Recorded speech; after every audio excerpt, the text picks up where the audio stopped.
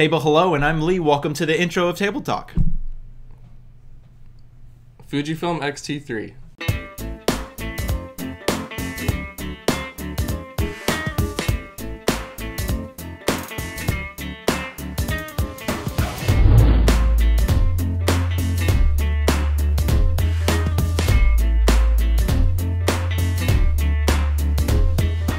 Fujifilm's brand new flagship consumer camera just hit the market, and it's branded the X-T3, the replacement for the X-T2. Continuing with the trend of the late 2018 era, we are seeing another flagship mirrorless camera coming out, but this one by Fujifilm, as you just said. Starting with the specs, it is going to have a backside illuminated CMOS APS-C sensor, so low light performance will be pretty great. And they have a brand new processor, which is a quad-core 4th gen processor.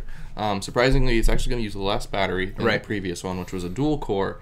And we're going to see a lot faster speeds. Yeah, we know how important processors are to low light performance, with especially when you pack 2 processors in there, as we've seen in Canon's 5D Mark IV and 1DX Mark II. Even though they don't have as high of ISO numbers as some of the other competitors on the market, they tend to get cleaner noise, as well as another way to help out with low light is having a backside illuminated sensor, which Sony does phenomenally well. With the R3, the 3, and the A9 and a few others. So it's really interesting to see that on a crop sensor, because Fujifilm does not make a full frame. They go from crop sensor straight to medium format. Who knows if they're going to touch the full frame market eventually, but right now they're not. But I'm really interested to see how well this thing handles low light. And also with the new processor, it opens up a little bit more dynamic range, allowing them to go to 150, 160 ISO rather than the previous only let them go to 200. So that opens up a bit wider gamut for your photo shooters. And you're going to need that speedy processor for the new facial tracking and the more accurate autofocusing. And considering the camera doesn't have IBS, you're really going to need that low light processing power. That's true. With the processor, it's going to give you the option to have 60 FPS refresh rate in the viewfinder. And with a boost mode that it gives you, you can get up to 100 FPS, which your sport shooters are going to love. That'd be really cool. Your sport shooters will also like that it has a 30 FPS electronic shutter. So 30 frames per second burst mode, which is phenomenal for all the sport shooters. Which will be interesting. I know sometimes when we see extremely high frame rates like that, and those things, a lot of times we see a compressed raw mode. Even though it's shooting raw, it's a compressed raw. And then sometimes we also see artifacts or striping in the images due to electronic shutter and the current that's running through it and stuff like that. So it'll be interesting to see how well it handles 30 frames per second, but that's an impressive number nonetheless, because Sony's A9 is shooting 20 frames per second, albeit compressed raw, which is how it gets that. But so it'll be interesting to, and I don't know, we're comparing a crop sensor versus a flagship full frame and stuff like that, but I mean the numbers are wanting to compete with something like that. But at the same time though, sport shooters aren't ever going to go for a Fujifilm camera. Fujifilm really bases its market around the old style users who really enjoy using a film camera, because they give you the physical dials for your ISO and such. So really they're not going to be catering towards the sport shooters, but if you have one and you want to try it out, you do have the ability to shoot 30 FPS. Yeah, which is really cool. Yeah, they definitely cater to that little bit more nostalgic market with the actual physical dials. It's not very fast to change your settings, because you have to lift and rotate those dials and stuff like that, but it brings back a feel of kind of what things were, but also they give you those incredible, Fujifilm's incredible color science in their digital film recreation.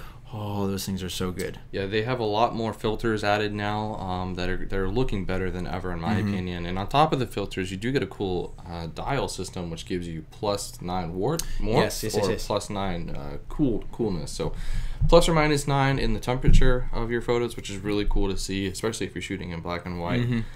You also get dual UHS 2 cards, which is fantastic. That's the last 2 big mirrorless camera drops that hit the market did not have dual camera slots, so it's kind of funny to see Fujifilm throw that in there. Dual card slots, important enough already that it makes it much more attractive for your high-end shooters to jump to it, as well as dual UHS 2. Both of them being UHS 2, that's really something special there. So it's going to be able to handle the 30 frames per second. You're definitely going to need the UHS 2 slots, since it does give you 10-bit uncompressed 4K video, which also you can shoot in the F-Log, so you can shoot super flat, super high dynamic range, if you know, whenever it's of course not color graded, but it gives you a lot of opportunities shadows and your highlights way back. there's a new H.265 format, which is really cool for all the video shooters out there.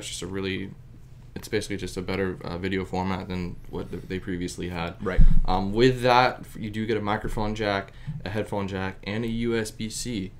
So finally, Fujifilm's jumping on USB-C, which everyone should. Everyone needs to. Apple, the whole tech market needs to just move to USB-C, which Apple did with their MacBooks, but Canon just moved to USB-C with the EOS R. If I'm not mistaken, the Nikons are using USB-C, the newest mirrorless ones. The rest of the tech market needs to move to USB-C, so we have one universal cable for pretty much anything. Right. And what's cool with USB-C too is you can actually use something like a external SSD, yes, or even an external hard drive, which is a little bit slower, but you can use that USB-C jack to record externally, which the Fuji X-T3 does support. Which is cool because you can just bypass those UHS 2 slots, so you can go straight to a hard drive and then plug the hard drive directly in and edit right off of it, which is cool. And then the 425 phase detect autofocus points, which sounds like a very similar number to another brand that I've heard that uses 425 phase detect autofocus points. We're filming on a Sony right now, albeit a Sony A7R III, so it's a little bit different. But if I'm not mistaken, that sounds like a really similar autofocus system to a A6500. Right. Which, being Sony's top tier crop sensor, it's very speedy and very accurate, and of course the Fujifilm is quite accurate as well. We were watching a couple reviews that a couple videos that DP Review put out, and they were testing the autofocus capabilities. I was impressed. Impressed. It held focus tracking really, really well. I'd love to be able to get my hands on it. I did hear that a local store around us should be getting one in as a display for us to be able to play with. So that'll be fun to put that to the test. We probably won't be able to do as extensive as tests as DP Review did. Right. Those guys are amazing. Fuji, if you're watching, send us one.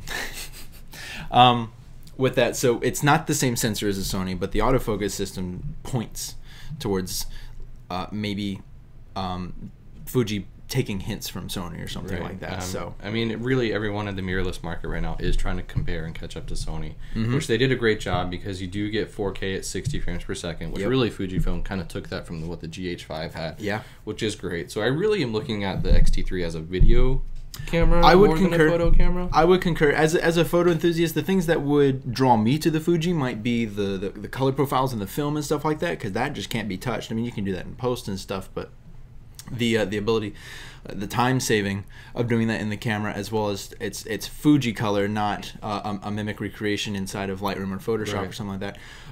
It's Fuji straight from Fuji. That is the attractive part to me as a photographer. I do a little bit of video, but not as much as my friend Lee.